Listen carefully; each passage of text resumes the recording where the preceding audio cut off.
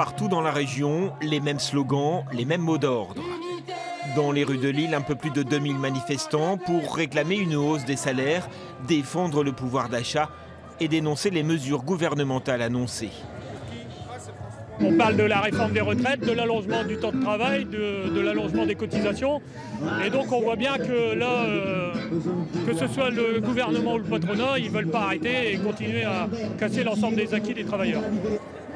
Dans les rangs, des hospitaliers, des enseignants, des retraités, tous dénoncent l'attitude du gouvernement face aux revendications. Il y a une manière de faire passer les choses et c'est vrai que la manière dont il le fait, d'une manière un petit peu plutôt ferme et sans dialogue pour nous, ça passe pas. Il faut qu'ils le comprennent, il faut qu'au jour d'aujourd'hui, ils viennent discuter avec nous. Mobilisation plus faible dans d'autres villes de la région ce matin. 300 personnes ont défilé à Arras, parmi lesquelles des enseignants du premier degré. Dans l'académie de Lille, il n'était que 15% de grévistes aujourd'hui contre le projet de réforme de la maternelle. Monsieur Blanquer veut plutôt privatiser l'école maternelle en mettant en place des jardins d'enfants jusqu'à l'âge de 6 ans. Donc, étant enseignante en maternelle, nous ne souhaitons pas que nos écoles ferment.